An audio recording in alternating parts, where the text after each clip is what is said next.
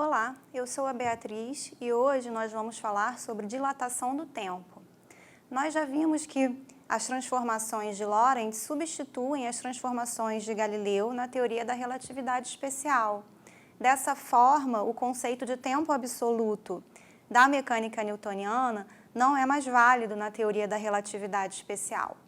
A dilatação do tempo é um dos efeitos cinemáticos mais curiosos, mais interessantes da teoria da relatividade especial, por ser muito contraintuitivo.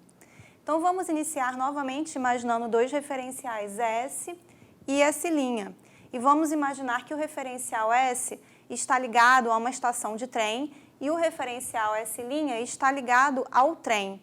Então esse trem passa pela estação com uma velocidade constante V maiúsculo. Vamos imaginar que dentro de um dos vagões do trem, nós temos uma pequena lanterna no chão que emite um feixe de luz para cima, na vertical. Esse feixe de luz vai então atingir o teto do vagão, que está a uma altura, a uma distância D com relação ao chão do vagão. E o que a gente vai querer fazer é relacionar os intervalos de tempo ΔT e ΔT' entre a emissão desse feixe de luz e o instante em que ele atinge o teto do vagão. E esses instantes de tempo, esses intervalos de tempo, ΔT, é aquele intervalo de tempo medido no referencial S, ou seja, medido por um observador que está em repouso na estação e vê o trem passando.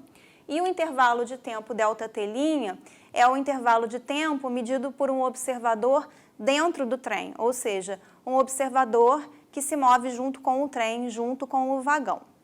Bom, para esse observador aqui no referencial S' que se move junto com o trem, o feixe de luz vai percorrer uma trajetória vertical, desde o chão do vagão até o teto. E nós vimos que essa distância aqui entre o chão e o teto do vagão é D.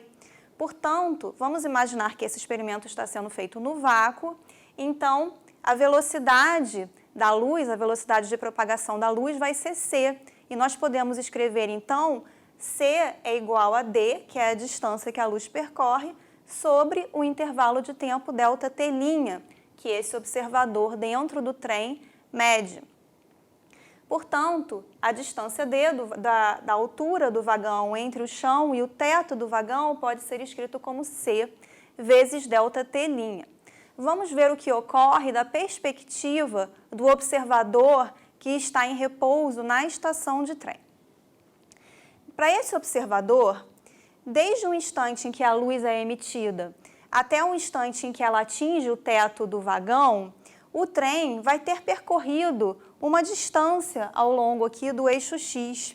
Ele vai ter percorrido uma distância que é igual a V vezes ΔT, sendo V a velocidade do trem. Portanto, para esse observador no referencial S, ou seja, esse observador em repouso na estação de trem, a trajetória do feixe luminoso não vai ter sido na vertical para cima. O feixe luminoso vai percorrer uma trajetória aqui oblíqua.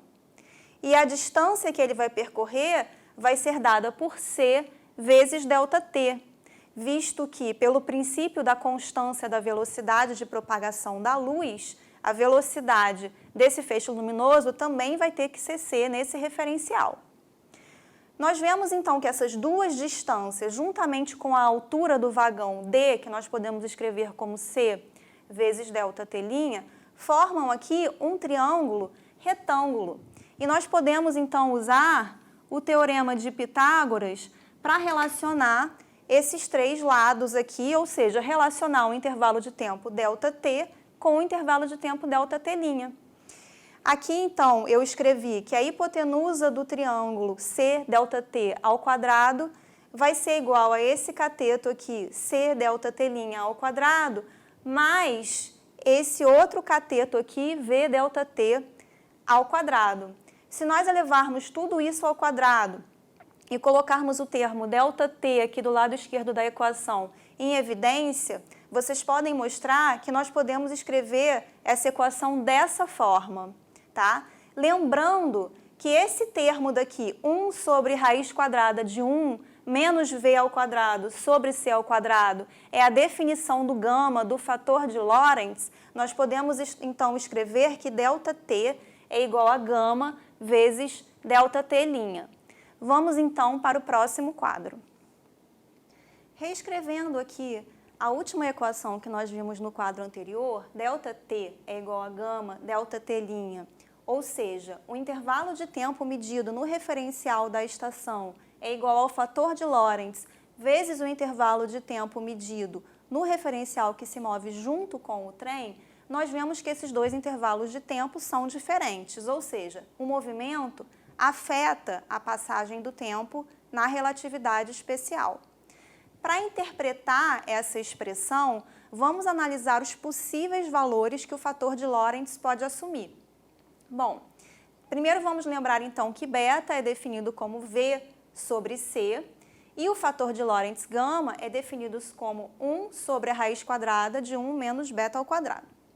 Portanto, nós já vimos que no limite de baixas velocidades, ou seja, quando a velocidade entre os referenciais é muito menor do que a velocidade da luz, o fator beta vai ser aproximadamente zero e, portanto, se a gente substituir zero aqui, nós vemos que o fator de Lorentz vai ser aproximadamente 1.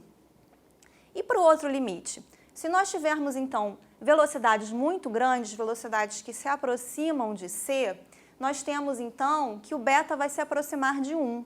Se o beta se aproximar de 1, esse denominador aqui se aproxima de raiz de 1 menos 1, que é a raiz de zero. Ou seja, o gama vai se aproximar de infinito.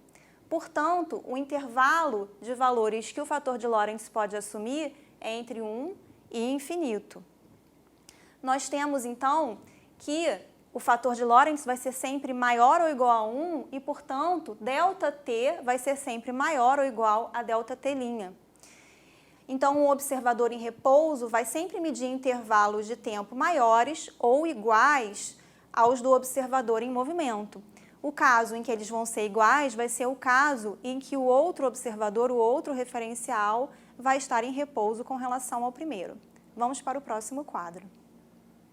Nós podemos definir o tempo próprio de um evento como sendo o tempo medido em um referencial que se move junto com esse evento. Então, por exemplo, o tempo próprio de uma viagem de avião vai ser o tempo próprio, vai ser aquele tempo medido no relógio de um passageiro que se move junto com o avião, que está dentro do avião. Nós usamos esse subíndice zero para designar tempo próprio.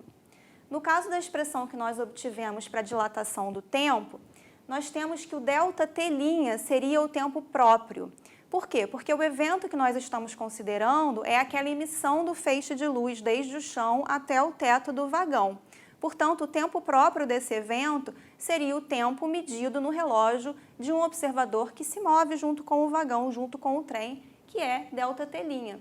Então, nós podemos reescrever que ΔT é igual a gama vezes o intervalo de tempo próprio. Ou seja, como o gama é sempre maior ou igual a 1, nós podemos dizer que o intervalo de tempo medido em outros referenciais é sempre maior ou igual ao intervalo de tempo próprio. Vamos então ver uma comprovação experimental da teoria da relatividade especial, em particular aqui da dilatação do tempo, que ficou bastante conhecida. Ela se baseia na física de partículas, na detecção de partículas elementares que são chamadas de muons e representadas pela letra grega μ. Os muons eles são produzidos no topo da atmosfera da Terra pela interação dos raios cósmicos que vêm de fora da Terra e interagem com as moléculas da atmosfera da Terra. A partir dessa interação, então, várias partículas são produzidas, dentre elas os muons. A atmosfera da Terra tem uma espessura de aproximadamente 10 quilômetros. Então, essas partículas são produzidas a aproximadamente 10 quilômetros de distância da superfície da Terra. Os muons são partículas muito instáveis e que se desintegram rapidamente. O tempo de vida média de um muon é de 2 vezes 10 a menos 6 segundos, ou seja, 2 microsegundos. Mesmo um muon que se mova com velocidade da luz, nesse tempo de vida média, ele conseguiria percorrer aproximadamente 600 metros. Portanto, se os muons são produzidos a uma altura, a uma altitude de 10 quilômetros, nós não esperaríamos detectar esses muons aqui na superfície da Terra, pois em muito menos do que 10 quilômetros, em aproximadamente 600 metros em média, eles se desintegrariam. No entanto, não é isso que acontece. E uma fração significativa desses muons que são produzidos no topo da atmosfera são detectados nos laboratórios aqui na Terra. Como que isso é possível? Então, de fato, esse tempo de vida média, eu coloquei até um subíndice 0 aqui nele, porque ele é o tempo de vida média próprio no referencial do muon, no referencial que se move junto com o muon. No referencial de um observador que está em repouso na Terra e vê o muon se movendo, o tempo de vida média do muon vai se dilatar, vai ser igual a gama, o fator de Lorentz, vezes esse tempo de vida média próprio. Para um muon que se mova com velocidade de aproximadamente 99,8% da velocidade da luz, esse fator de Lorentz vai ser de aproximadamente 16, e esse tempo de vida média vai ser 16 vezes 2 microsegundos. E nesse tempo, o muon é sim capaz de percorrer os 10 quilômetros da atmosfera e ser detectado aqui na superfície da Terra.